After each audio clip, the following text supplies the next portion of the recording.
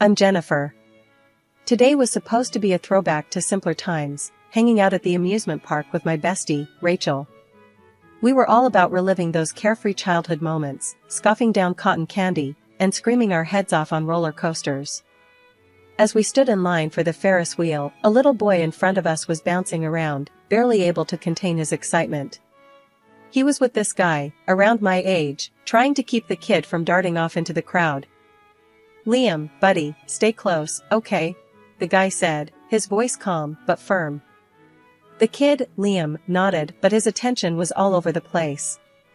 I couldn't help but smile. The scene was too familiar, reminding me of outings with my younger cousins. Rachel nudged me, whispering, "Hey, he's kinda cute, don't you think?" I shrugged, trying not to look too interested. Who? The kid or the guy? Very funny. The guy, obviously. We got on the Ferris wheel, and as fate would have it, those two ended up in the compartment next to us. From up high, with the world shrinking away, the guy and I exchanged smiles. He had this easy, open face that made you trust him right away. Once we were back on solid ground, Rachel, ever the wingman, dragged me towards them under the guise of helping Liam find his dropped toy car near the exit. "Thanks for helping out," the guy said as we handed the toy back to Liam. "No problem. He's your son?" I asked, trying to sound casual. He chuckled. "Nephew. I'm Jake, by the way, and this whirlwind is Liam." "Jennifer," I said, shaking his hand. "And the lifesaver over there is Rachel." Rachel waved, and Liam tugged on Jake's shirt, asking for ice cream. Jake looked at us, a bit hesitant, then made an offer. "How about we all grab some ice cream together? My treat." "Only if we get the biggest cones." Rachel jumped in, and we all laughed, making our way to the nearest ice cream stand. As Jake managed Liam's hyper-energetic ice cream requests, I saw a different side to him. He was patient, kind, and surprisingly easy to talk to. We started chatting about random things, favorite movies, worst amusement park rides, and how neither of us can stand clowns. "So, you come here often?" Jake asked, his tone teasing. "Only when I feel nostalgic or when someone drags me out," I replied, nudging Rachel who was busy demolishing her double scoop. We spent the rest of the day together, wandering from ride to ride, sharing stories and laughs. As the park lights began to glow against the dusk, Jake pulled out his phone. "Can I get your number? I'd love to do this again, maybe without the wild rides and sugar highs next time." I felt a warm flush of excitement as I typed my number into his phone. "Sure, that sounds great." He grinned. "Great. I'll call you." And he did.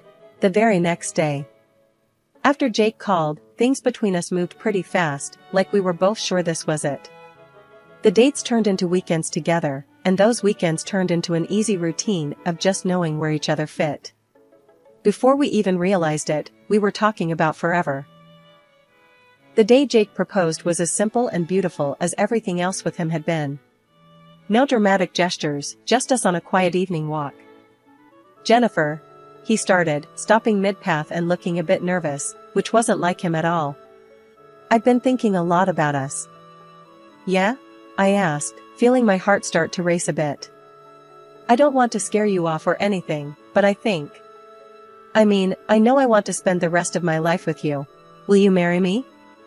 He pulled out a ring, not flashy, but perfect. My heart skipped. "Of course, I will, you goof.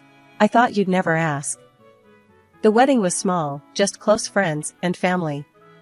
His parents, Mike and Susan, were everything you'd hoped for. Warm, welcoming, they made me feel like I'd been part of the family for years. Susan hugged me tight the first time we met, whispering, "We're so glad he found you." But it wasn't all smooth sailing. Jake's sister, Sarah, was a different story. She was polite enough at the wedding, but I could feel the chill off her. She didn't make it easy, always keeping a bit of distance, her words polite but cold. A few months into the marriage, during a Sunday dinner at Jake's parents' house, I tried to break the ice with her. "Sarah, I was thinking maybe we could go shopping sometime, get to know each other better?" She looked up, a bit surprised, then masked it with a polite smile. "Maybe. We'll see. I'm pretty busy these days. Her husband, Tom, chimed in with a chuckle. Busy?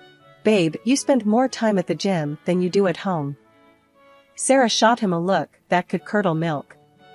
Some of us care about staying healthy. Life after the wedding felt like it was on fast forward. Me and Jake, we were solid, and soon enough, we got the news that would change everything. I was pregnant. The excitement, it was something else. We were gonna have a baby, our own little family expanding. Jake, are you ready to be a dad? I joked one night as we sat on the couch, my feet in his lap while he read some or other manual on baby stuff. Are you kidding? I was born ready. This kid's gonna have the best dad ever. He shot back with a grin. Yeah, right. Just wait till it's your turn for diaper duty at 3 a.m., I teased. When Johnny was born, it was like a piece of the universe just clicked into place. He was perfect, you know? All those cliches about parents falling in love the moment they see their baby, they're all true. But life, it doesn't always play fair. Johnny was 8 when we got the kind of news that just floors you. Leukemia. It hit us like a freight train. Everything else stopped. Nothing else mattered but getting our boy through this. Jake was a rock, but I could see the strain on him, same as it was eating at me. We spent more time in hospitals than at home. Treatments, tests, more treatments. It was a whirlwind that didn't seem to end. One day, coming back from the hospital, Jake just broke down in the car. Jennifer, this is killing me. Seeing him like this, it's too much. I grabbed his hand, squeezed it hard. We'll get through it, babe. We have to. For Johnny. But it was tough. The disease, it's a monster. It'd retreat a bit, give us a glimmer of hope, then come roaring back. And Johnny, that poor kid, he never complained, not once. Kept talking about getting a puppy one day, when he got better. I'm gonna name him Rocket, he'd say with this little smile. 'Cause he'll be fast like a rocket. It broke my heart, every single day. And then, after a year of fighting, just when we thought we might be seeing a bit of light, it was over. Johnny passed away. After Johnny passed, the house was suffocating, filled with too many echoes of laughter and footsteps that would never sound again. The emptiness was a physical ache, a relentless pressure against my ribs. I spent days, then weeks, tangled in bed sheets, the world outside continuing without a hitch, and it seemed so wrong. Jake, he tried to reach me, his voice a lifeline thrown into the murky waters of my sorrow. Jennifer, love, you gotta eat something, he'd say, his hand hesitant on the door, his silhouette a shadow against the light. I'm not hungry, would be my muffled reply from the depths of our bed, the blankets over my head like a shroud. He'd sigh, the sound heavy with his own grief. Okay, but I'm here, alright? Whenever you're ready. But ready didn't seem like it was ever going to be part of my vocabulary again. How could I be ready to face a world that no longer had Johnny in it? One evening, he came home from work and found me sitting on the floor in Johnny's room, surrounded by his toys and books. He didn't say anything at first, just sat down next to me, his presence a steady warmth. Jennifer, talk to me, he finally whispered, picking up a model airplane Johnny loved. Please, babe. I shook my head, tears streaming down my face. Why? It doesn't bring him back. Nothing does. He should be here, Jake. He should be playing and laughing and driving us crazy. Not this. Jake wrapped an arm around me, pulling me against him. I know. It's hell, Jennifer. But we're in this together, okay? You're not alone in this.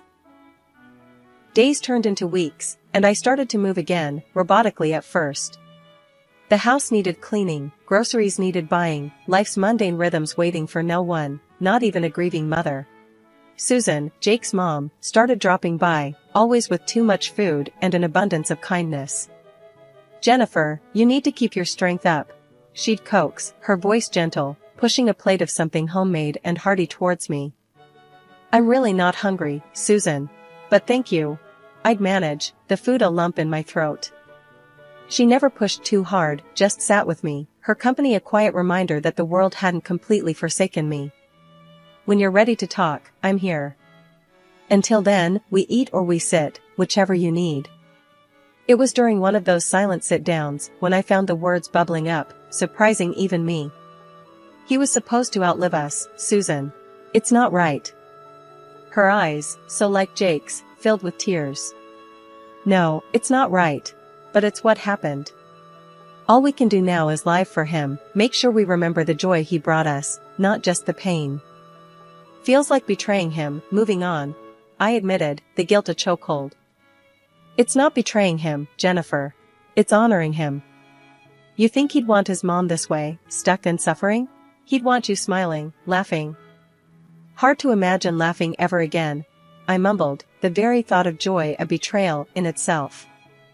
She squeezed my hand. Maybe not today, or tomorrow. But you will, one day. And it'll feel like Johnny is laughing with you. Gradually, her words, Jake's unwavering support, they started to make a dent. The grief was still there, a vast ocean, but now I had boats in the form of family and friends, keeping me afloat, steering me towards a horizon that promised some semblance of peace. I started stepping outside, the sunlight harsh after so long in the dark. I returned to work, the routine a scaffold, holding me up, giving structure to days that otherwise blurred into one another. One afternoon, Jake found me in the garden, my hands deep in the earth, planting. Look at you, he said, a small smile breaking through. Never thought I'd see the day. Me neither, I replied, looking up at him through strands of hair matted to my forehead. But here I am. Yeah, here you are, he echoed, kneeling next to me, his hand over mine in the dirt. Together, always, right? Right, I nodded, and for the first time in a long time, it felt like maybe, just maybe, we could make it through. It had been a year since we'd lost Johnny.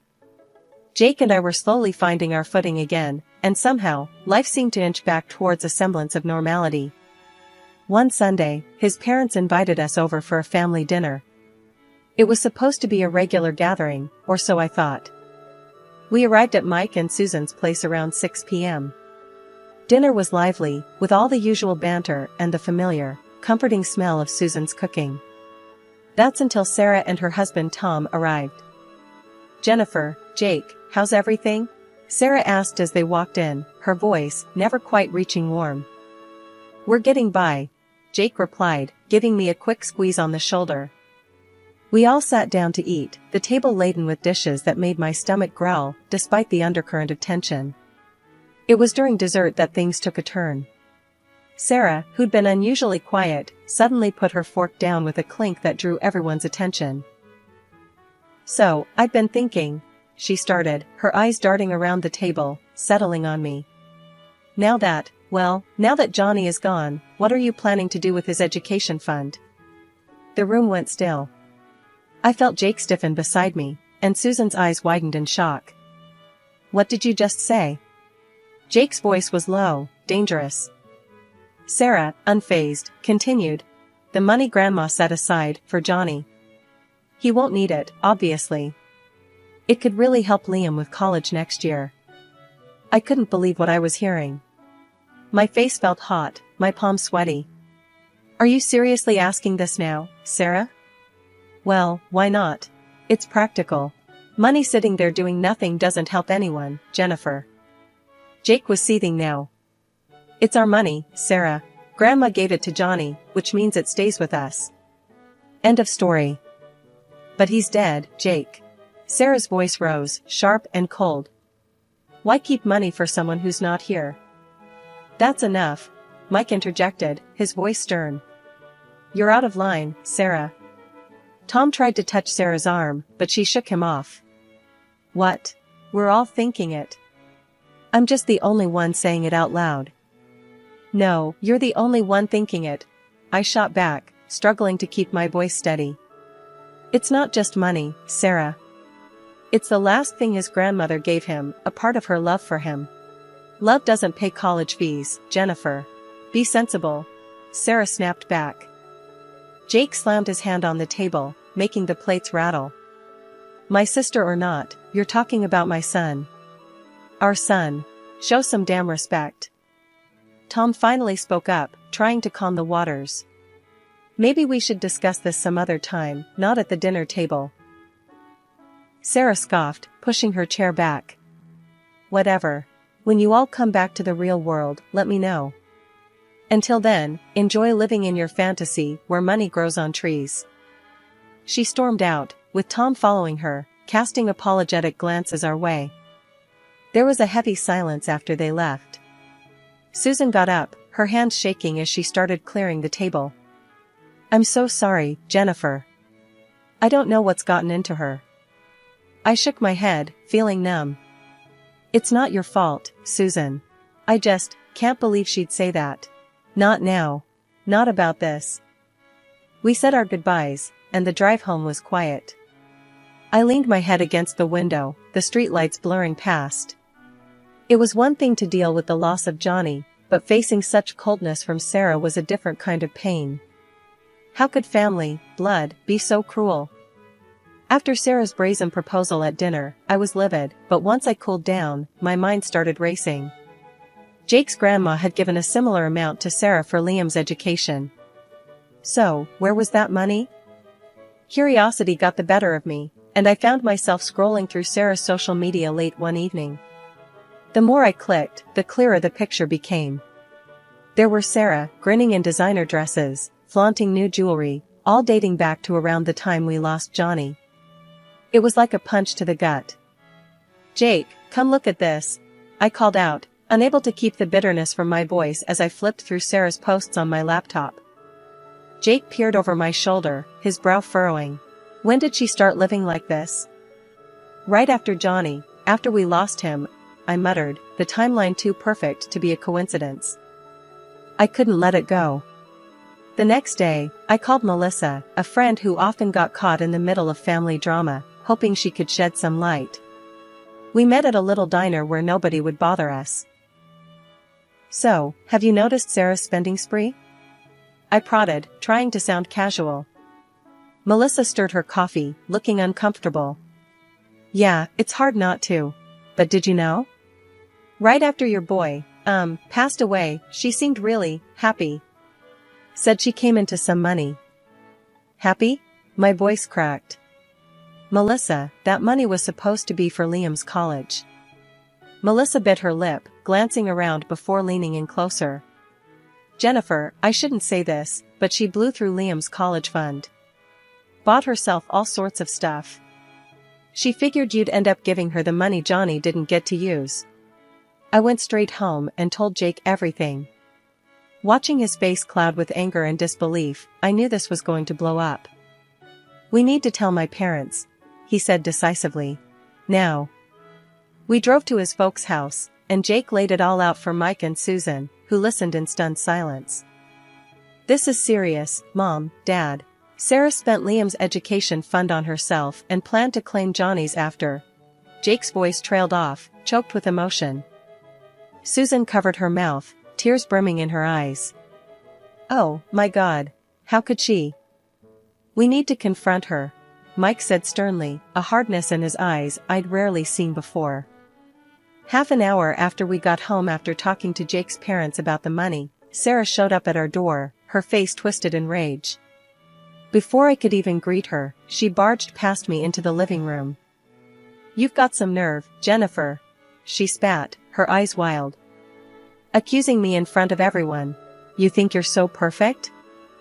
Sarah, you need to leave. Now, Jake said firmly, stepping between us. She ignored him, her voice rising. I had every right to that money. It was just sitting there, and I spent it on myself, and now my boy needs money for college.